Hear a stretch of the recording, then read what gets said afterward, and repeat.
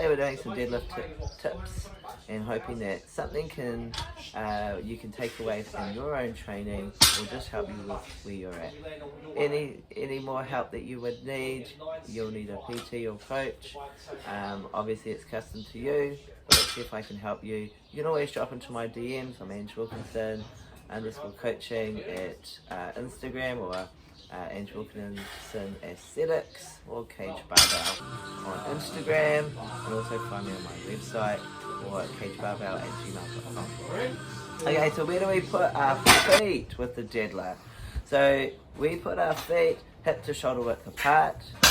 The placement of the bar is over our shoelaces. When you brace, you want to brace to keep that core nice and engaged to the spine. You want to keep that spine as neutral as possible throughout the entire duration of the lift. So I often brace at the top of the lift because I personally find that when I'm bracing at the bar, I'm not actually bracing very efficiently. Me as a female, I find that I brace a lot better fully with my core ample engaged to my spine. So standing tall at the top is how we want to finish the deadlift as well. So we start, as we finish, just standing tall with our shoulders tucked back and our hips through and our knees locked as well. When we're doing powerlifting deadlifts for competition, not fitness deadlifts. Okay? So standing nice and tall, shoulders tucked back, mid-traps and lats engaged. I squeeze my armpits, protecting the armpits at all times.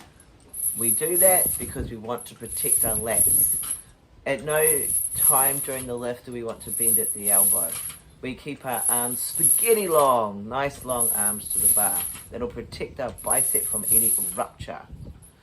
Once we're at the bar, we're going to put the elbows behind us. And that's a nice external rotation to keep those lats and traps mid-back engaged and down.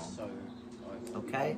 So bracing at the top, long arms to the bar, protecting your armpits, squeeze them.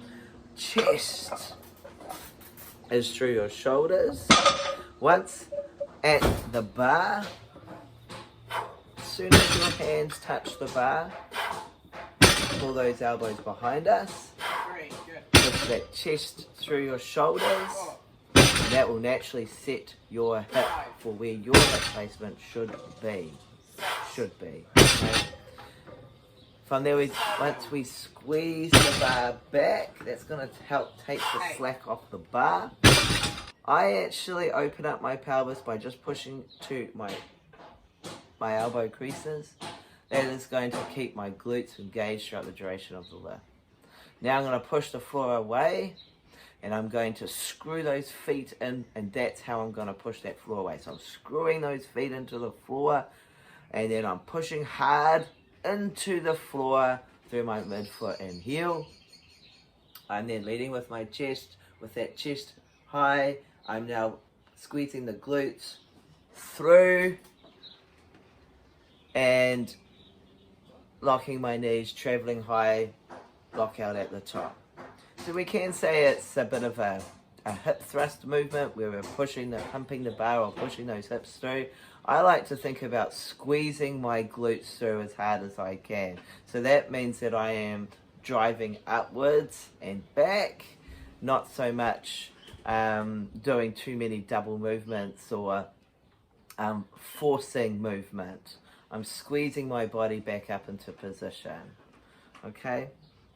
Don't at any time let your shoulders fall forward. That will unlock most of your back, and your core will most likely also disengage, and you'll also lose bracing. Okay, and that's where you will lose the bar, and we don't want those lats to ever not be engaged, because also once the shoulders travel forward, it's going to become much harder to get that deadlift up. Alright, so I hope some of these tips you can take away with you today, and they might help you in your training on building a bigger and better deadlift. Thank you for listening. Find me on YouTube, Cage Barbell, and also Ange.